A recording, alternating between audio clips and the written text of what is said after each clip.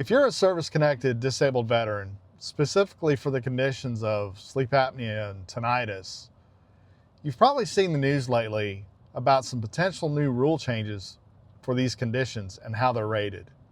These conditions, while both are unique, both have some of their own challenges. And I'm going to specifically talk about the sleep apnea in this case. So what the rule is proposing to do is to remove the automatic 50% rating if you're service connected for sleep apnea and you're assigned a CPAP machine.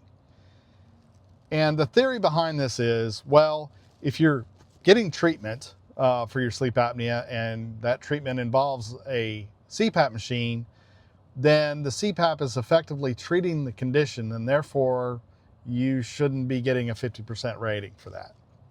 And so the proposal is that if your condition, such as sleep apnea, is being taken care of, so to speak, by the treatment, then the rating should be less. Now, I'm going to speak on experience here when it comes to the sleep apnea and the CPAP machine. For them to say that because one is on a CPAP, that their sleep apnea is well controlled and therefore they're better is, to me, completely false. Anyone who is on a CPAP knows the difficulties around having to have this on your face every night when you sleep. It's like the Alien movie and you've got the face hugger on you the entire night. The mask is not comfortable.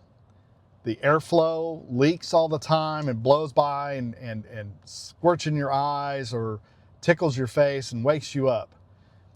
I'm sorry, but you don't get a full night's restful sleep on a CPAP. It doesn't happen, okay?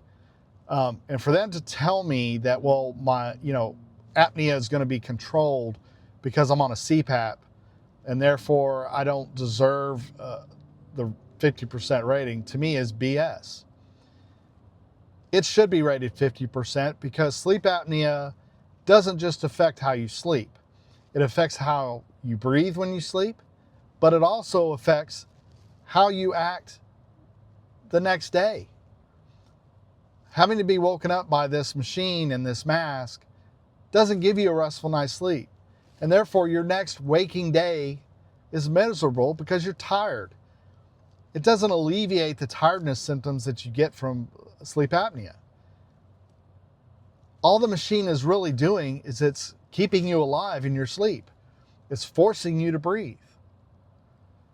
Now, I've seen some people say, well, what about this new device that you can tap on your shoulder and all that? It's no different than the CPAP machine. Okay, what this device does is it basically shocks you awake to make you start breathing again. So that's not any better. And now supposedly there's this new pill that's going through the FDA, but supposedly it's supposed to reduce sleep apnea by 50%.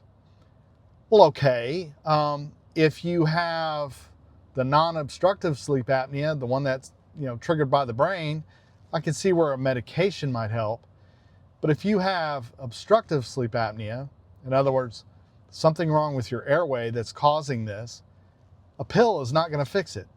I just wanted to make this quick video to try and explain my feelings about this rule and potential rule changes.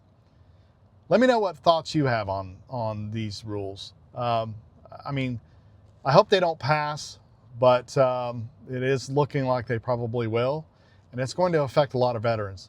And for those who say, well, I'm already on 50% and I'm going to be grandfathered in, I'm going to tell you, some of the wording that I've seen lately says that they may start also re-examining current ratings.